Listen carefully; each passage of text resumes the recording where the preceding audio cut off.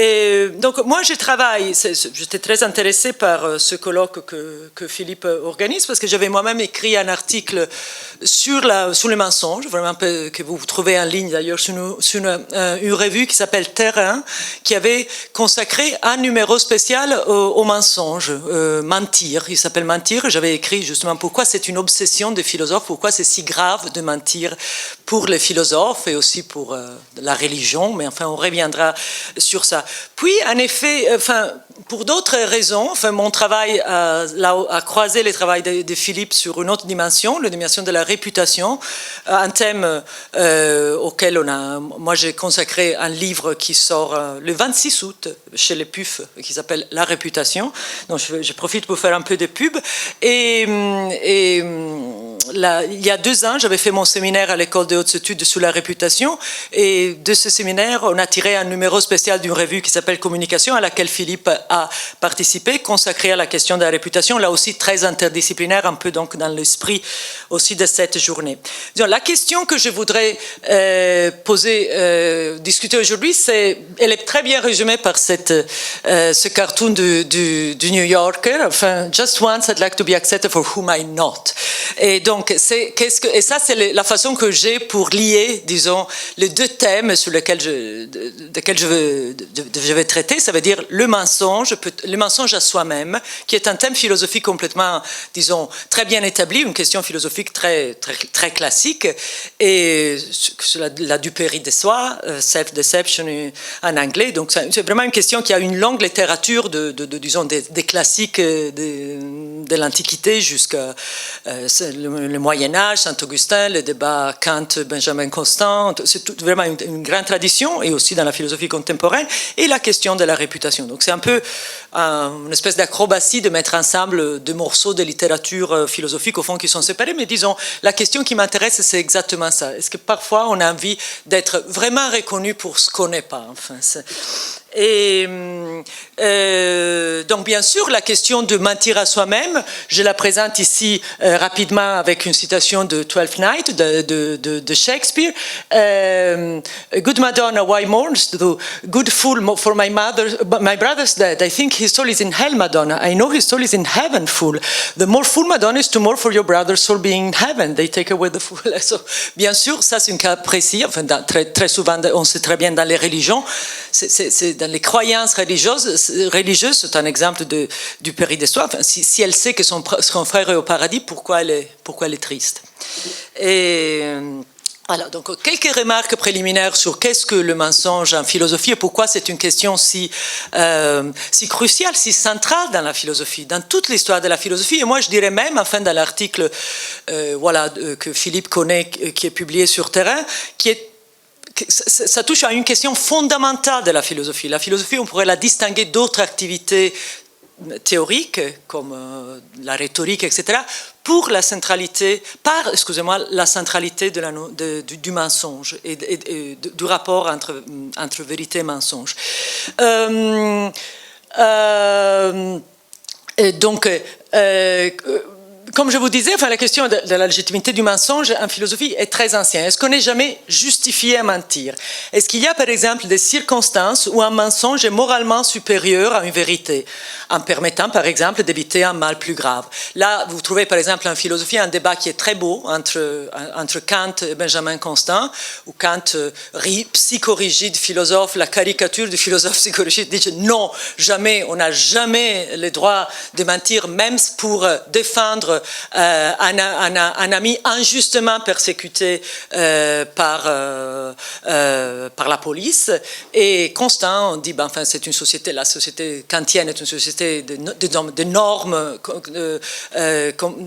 rigides comme ça, c'est intenable. Enfin, le mensonge, là aussi, c'est une question de conséquences.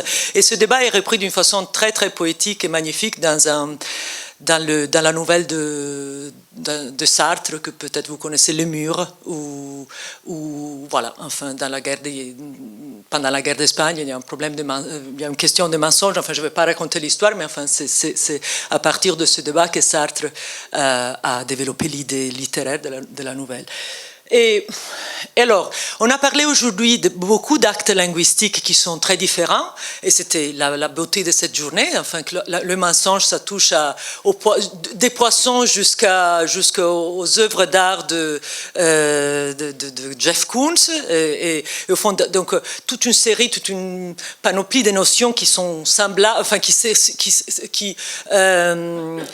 renvoient l'une à l'autre, l'imitation, le camouflage, le bullshit, c'est tout ça. Enfin, mais pour les philosophes, qui sont justement typiquement un peu psychorigides, mentir, c'est quelque chose de très précis. Enfin. Est-ce que, par exemple, une plaisanterie, une connerie, un baratin, de bullshit, comme on a bien vu dans toute cette très belle analyse d'actes linguistiques, enfin, différentes. Enfin, si vous voulez, c'était une présentation géniale, vraiment, de toute la possible différence et complexité des actes linguistiques qui sont autour du thème du mensonge.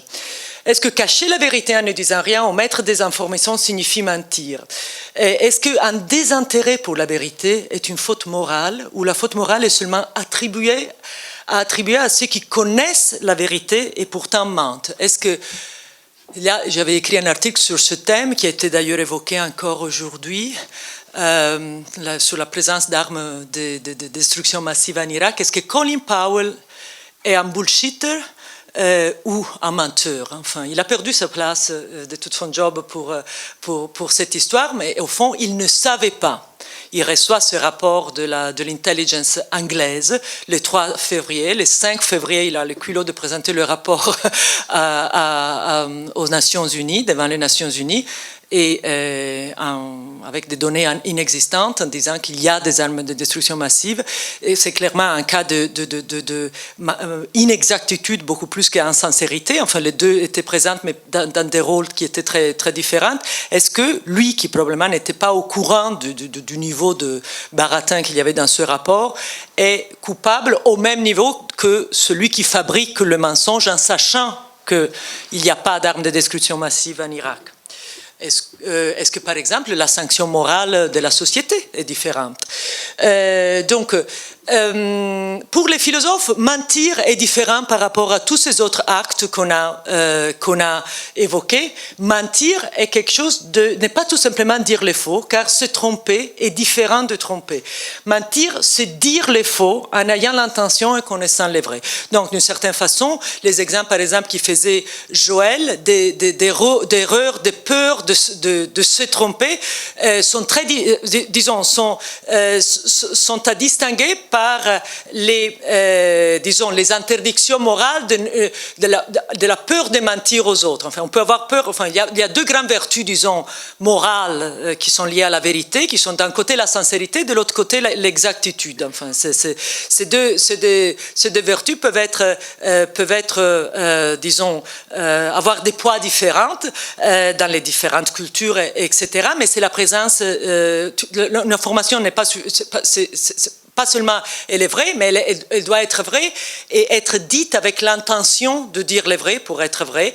Et le menteur est un menteur si il est capable de dire les faux en connaissant les vrais. Donc le menteur donc, est quelqu'un qui est compétent linguistiquement, doit avoir les mêmes compétences linguistiques de celui qui dit la vérité. Donc, c'est ce qui est grave et dangereux dans le mensonge. Pour l'histoire de la philosophie, est très lié à ça, l'histoire de beaucoup de religions, d'une très belle reconstruction de tout ça. C'est dans le livre du philosophe Bernard Williams, qui a été traduit en français avec le titre Vérité, Véritas et Véracité. C'est vraiment une généalogie de la valeur de la vérité dans nos sociétés, dans la société occidentale. C'est que le menteur fait une subversion du rapport fondamental entre le langage et la vérité.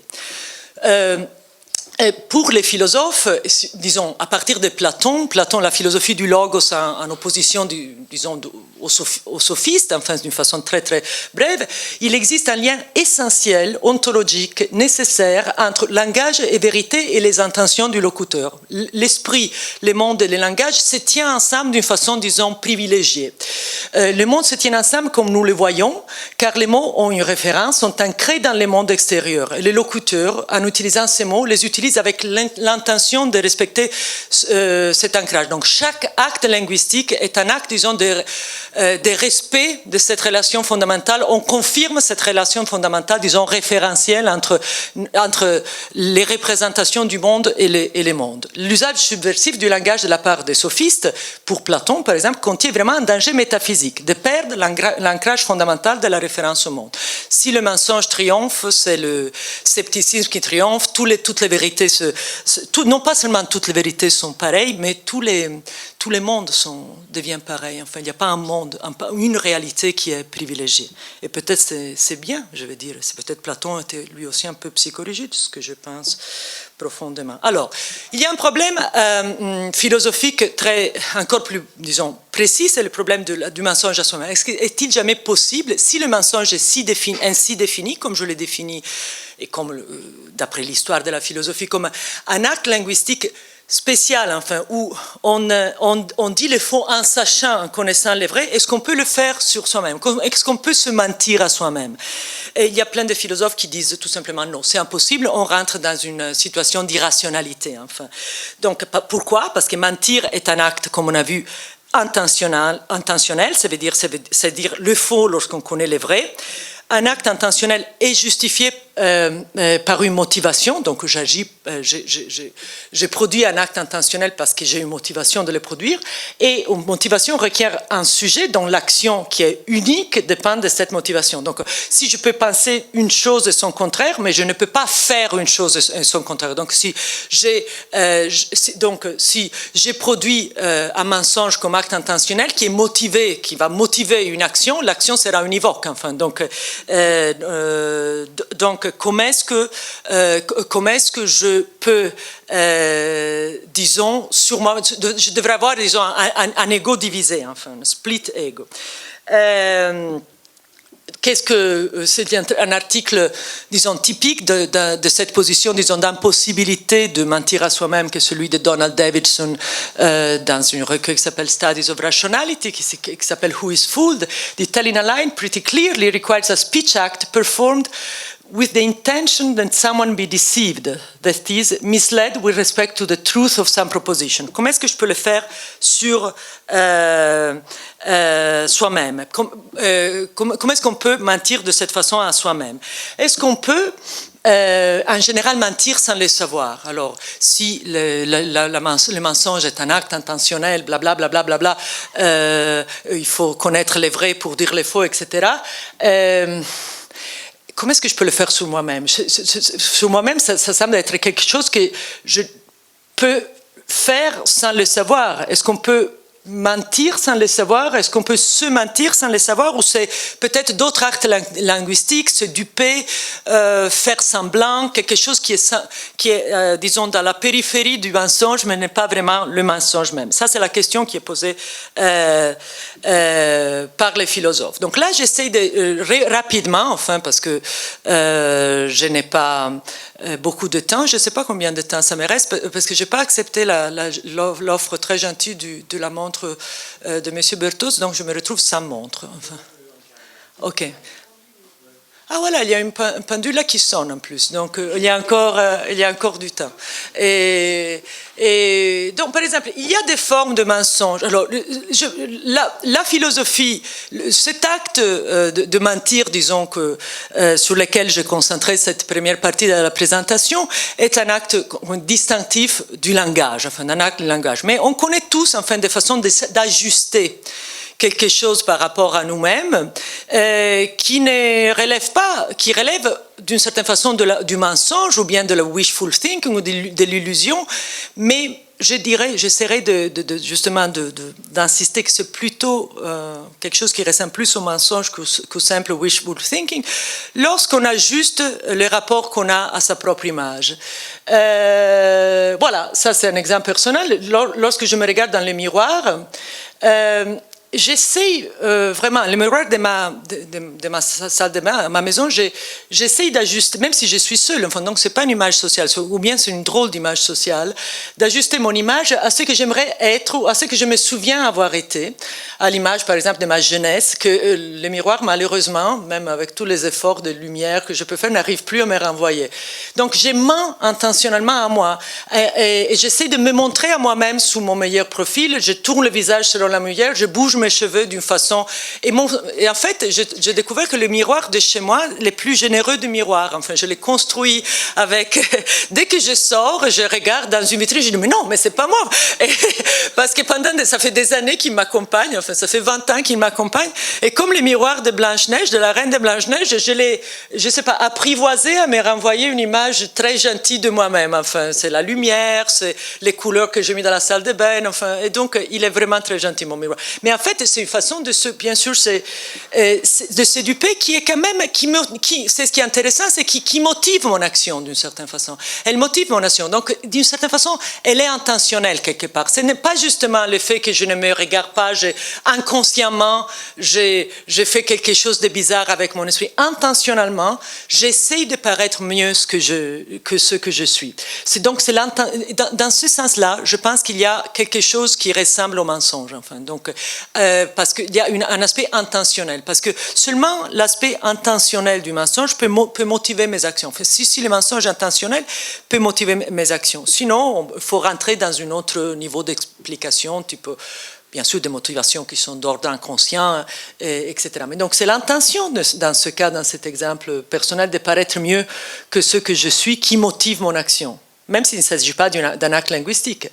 Donc, on pourrait dire que je suis en train de duper moi-même, donc que mon image chérie n'est que du wishful thinking. Néanmoins, elle motive certaines actions que je fais sur mes cheveux, sur la lumière, en me maquillant. C'est parce que je connais la vérité que je peux me duper ainsi. Donc, c'est un état qui est non linguistique, bien sûr, mais qui est assez semblable au mensonge, qui a justement, j'ai choisi l'image du miroir pas au hasard, qui a vraiment à faire avec les rapports qu'on a avec notre image, notre ego social et notre réputation. Là, c'est une autre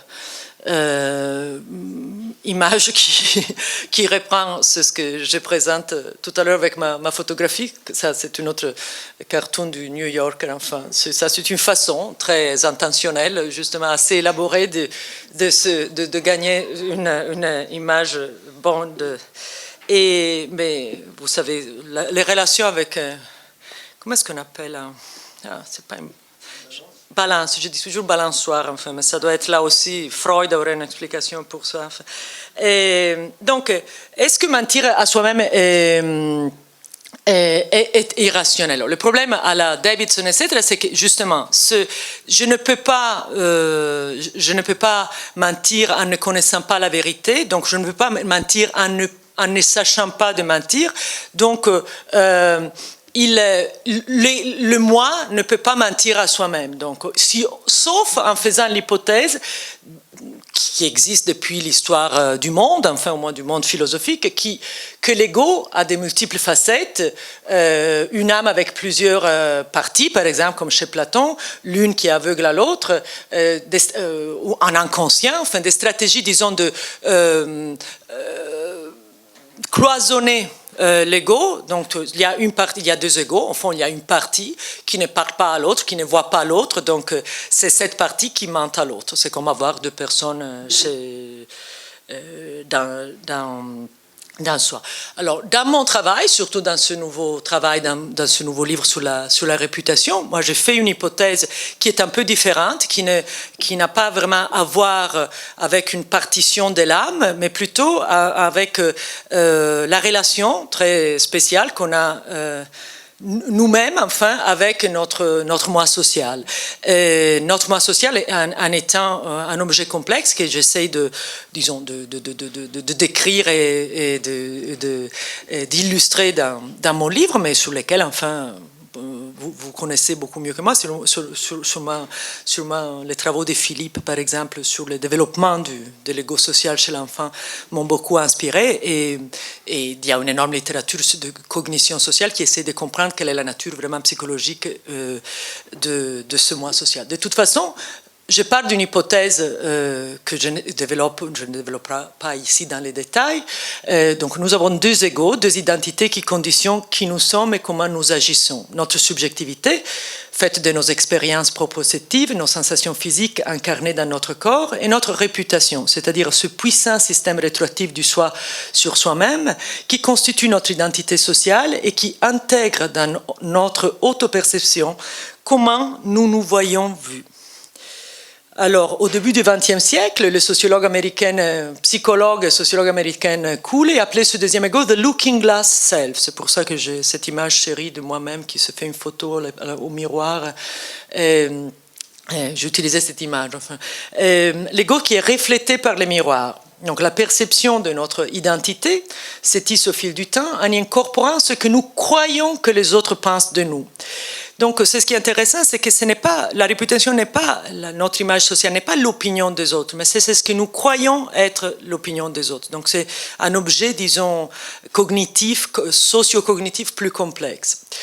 Et ce double de nous-mêmes n'est pas créé par la simple réflexion, ce que l'image du miroir, le miroir justement, en ce sens, c'est un objet plus complexe, mais par la réfraction, enfin, notre image est déviée et multipliée dans les regards des autres. Et elle nous obsède à ce point, parfois, parce que c'est pas clair pour nous, c'est pas une relation claire. Ce qui nous est renvoyé, ce n'est pas du tout contrôlé par nous-mêmes. Enfin, donc, c'est une partie de nous-mêmes à laquelle nous sommes tellement attachés, mais que nous contrôlons très peu. Donc, comme je disais, justement, ce n'est pas l'opinion des autres, mais c'est ce que nous croyons être l'opinion des autres. Ou parfois, c'est ce que nous voudrions que les autres pensent de nous. Un auteur, disons, un protagoniste de ce livre que j'écris sur la réputation, moi je trouve c'est un roman qui est complètement consacré à la question de la réputation sous toutes ses facettes. Ce Gatsby, il est magnifique.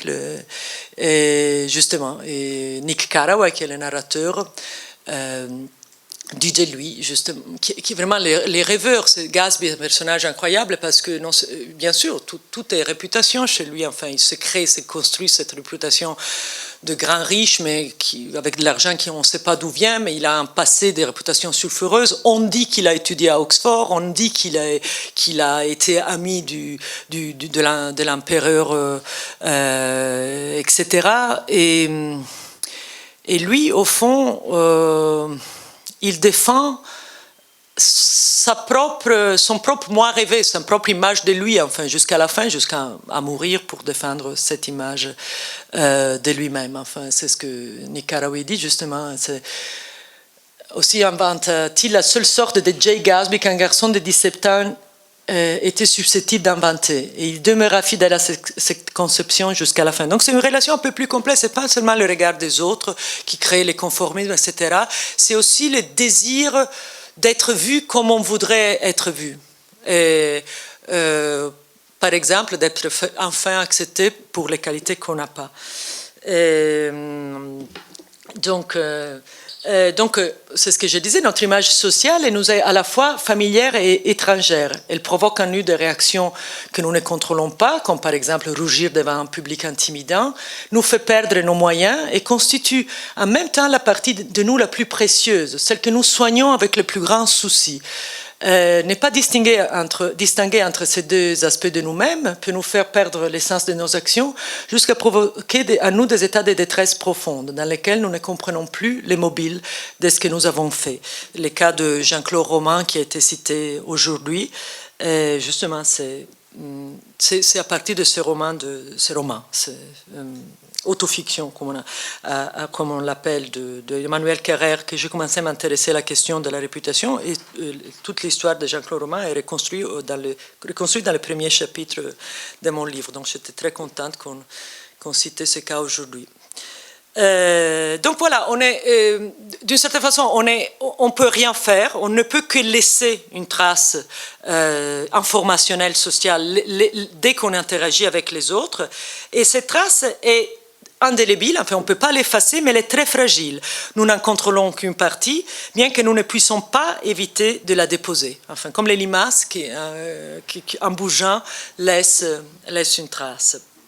Si vous voulez, on a parlé beaucoup de psychologie aujourd'hui. Et justement, quel est l'aspect de mensonge aussi dans la construction de cette image sociale, de cette réputation, de la gestion de cette réputation? Et je suis sûre que ceux parmi vous qui connaissent la psychologie sociale connaissent les travaux du sociologue Erving Goffman, qui a vraiment été un des premiers. Son livre sur la présentation du soi est un livre de 57, a étudié la façon dont nous négocions, disons, avec les autres cette image sociale d'une façon vraiment systématique, en proposant vraiment une espèce de première théorie de la c'est ce qu'on appelle aujourd'hui du reputation management, vraiment de la gestion de l'image sociale, gestion de l'image sociale, basée sur son approche interactionniste de la sociologie, qui est très intéressant aussi parce que ça rentre vraiment dans les détails de micro-interactions. Donc l'interaction face à face, pour Goffman, est l'arène dans laquelle nous négocions notre image sociale. Le lieu où notre deuxième ego entre en jeu en tant que protagoniste. Cette mise en scène de soi peut être plus ou moins cynique. Nous pouvons croire au personnage que nous voulons projeter dans une certaine situation sociale, ou bien n'y pas y croire, même si selon Goffman, et pas seulement selon lui, l'identification avec son propre masque est presque à un certain moment inévitable. Enfin, cette distance est impossible à garder entre une espèce de moi authentique qui est le vrai moi-même, etc., et l'imposteur qui joue le rôle du protagoniste. Enfin, justement, c'est cette dissociation entre ces deux moi, et aussi, moi, je pense, la cause de beaucoup de détresse psychologique chez les gens. Les deux moi sont là, tout le temps présents. On rentre et on sort de notre ego social avec une fluidité qui est immense. Et justement, et on devient ce qu'on joue, ce qu'on a joué à être. Enfin, c'est dans un grand classique américain auquel Goffman s'inspire, d'ailleurs qu'il cite, Robert Park dit en un sens, dans la mesure où ce masque représente la conception que nous avons formée de nous-mêmes, le rôle que nous nous efforçons de jouer, ce masque est le moi le plus vrai, le moi que nous voudrions être. Finalement, la conception que nous avons de notre rôle devient notre deuxième nature et une partie intégrante de notre personnalité. Nous venons au monde en tant qu'individus, acquérant un caractère et devenons des personnes. Il y a un très bel exemple que je traite dans le livre, qui est peut-être aussi c'est un thème, la réputation, cette espèce de jouer au rôle social, la faccia, la figure qui est très italien. Moi, je suis italienne, comme vous avez pu inférer. Et c'est un film de Rossellini, là aussi des années 50, d'un imposteur italien pendant la guerre à Gênes, qui se fait passer par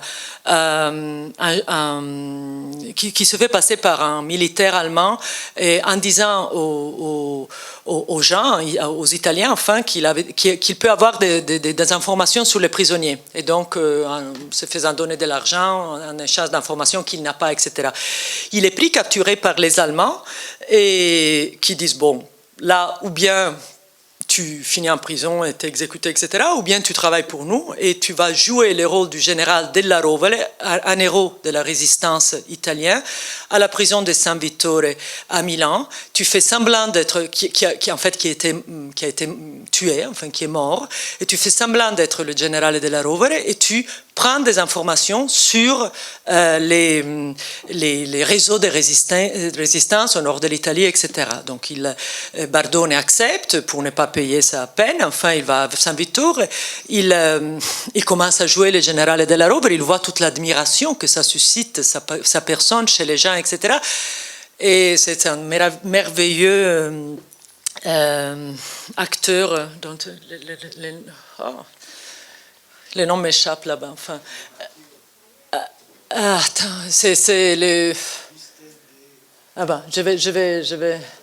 Vittorio De Sica, c'est un De Sica magnifique, et petit à petit il est tellement content de cette reconnaissance, enfin ces gens qu'il adore, qu'il admire en prison, que lorsque il y a une attaque, enfin une action de la résistance italienne et des militaires et des Allemands sont tués. Donc par représailles, les Allemands décident de tuer 10 personnes, 10 prisonniers. Le général de la Rovere, Bardone, accepte et il meurt tué, fusillé en hurlant « Viva l'Italia, viva la libertà », même s'il est quelqu'un qui n'a pas... Et son image, lui, dans cette espèce de reconnaissance, d'amour des autres, celui de regard positif des autres, il se reconnaît, enfin, il ne résiste pas, enfin, il devient ce que peut-être il a voulu être à un certain moment dans sa vie, ou que les autres lui ont reconnu, etc. Donc cette distinction est difficile à garder. J'ai presque conclu. Donc chaque personne est l'acteur de sa propre mise en scène. Chacun projette une certaine situation initiale qui conditionne la façon dont il sera perçu. Ce qui est très important chez Goffman, et je pense que c'est quelque chose qui est important sur le mensonge, parce qu'on en a discuté ici aujourd'hui, c'est que cette projection de notre image fait l'objet d'un accord implicite que, selon Goffman, le public est tenu de respecter. Même si je suis en train de jouer un personnage, vous êtes tenu, tant que la situation sociale se maintient, à respecter mon rôle, à respecter ce que j'ai décidé de projeter, certaines qualités par rapport à d'autres, etc. Vous ne me laisserez pas tomber. Et donc le public est tenu de ne pas faire perdre la face à l'acteur. Et c'est sur cet engagement implicite que se crée notre image sociale. Donc on a besoin des autres. Les autres doivent nous garder, disons, soutenir enfin cette image. Donc bien sûr, nous donnons notre représentation en tenant compte de ce que les autres pourront accepter. Bien sûr, si je me présente ici en disant que j'ai étudié à l'école normale supérieure et je suis de Bordeaux, vous n'allez pas vraiment accepter tout de suite cette négociation d'image parce que mon accent est trop fort, enfin, donc c'est difficile. Voilà, ou si je vais avec le même accent que j'ai en anglais presque pire à Oxford, enfin personne ne va penser que j'ai étudié à Oxford. Mais donc je dose, si je suis un acteur, disons, social compétent, je dose mon image par rapport à ce que les autres peuvent accepter. Mais il y a des moments dans l'interaction sociale, on connaît tous la gaffe, etc., qui vont discréditer notre projection. Et donc, dans ces cas-là, il y aura... excusez-moi. Il y aura... une situation, disons, d'embarras social. Mais disons, la façon où on peut mentir à soi-même, c'est un vrai mensonge, je pense, d'une façon intentionnelle, pas seulement comme deception, illusion sur soi-même ou acte manqué ou refoulement inconscient d'une motivation qu'on a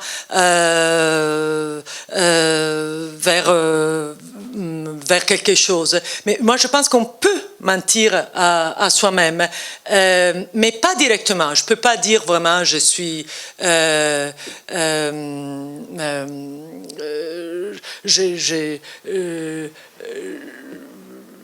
je sais que je suis italienne, mais je ne le suis pas. Enfin, on ne peut pas gérer ce genre de mensonge direct. Mais par nos actes linguistiques et autres, on peut suggérer, j'ai utilisé le mot implicature, qui est un mot technique, mais en fait que Joël a évoqué d'une certaine façon dans sa présentation. Donc, on peut impliciter, ça veut dire faire passer communiquer d'une façon implicite un mensonge, c'est-à-dire une image de nous-mêmes qui n'existe pas vraiment, mais qui exprime notre désir et qui doit être accueillie par les autres. Donc, d'une certaine façon, il y a dans la construction du mensonge réputationnel, du mensonge, la façon on ment soi-même en se construisant un moi social qui est bien sûr en partie construite, c'est un mensonge, c'est intentionnel, mais c'est un acte indirect, c'est pas un mensonge direct, c'est une demande implicite de nous accepter pour ce que nous ne sommes pas, exactement comme demande le type du carton, comment est-ce qu'on dit, de la vignette que j'ai montrée au début. Un pacte qui cache une vision que nous partageons avec les autres sur nos moi rêvés. Enfin, c'est comme une espèce de négociation, d'accepter une espèce de vision de nous qui ne peut pas être la vérité, mais qui n'est même pas, qui n'a ni vérité ni mensonge. Enfin, qui est cette espèce de moi social qui est, disons, qui n'existe que grâce au fait que les autres le reçoivent et l'acceptent. Enfin. Voilà, je m'arrête ici, même si tout ça c'est très vite, rapide, mais pour laisser la place à la discussion et au dernier relateur.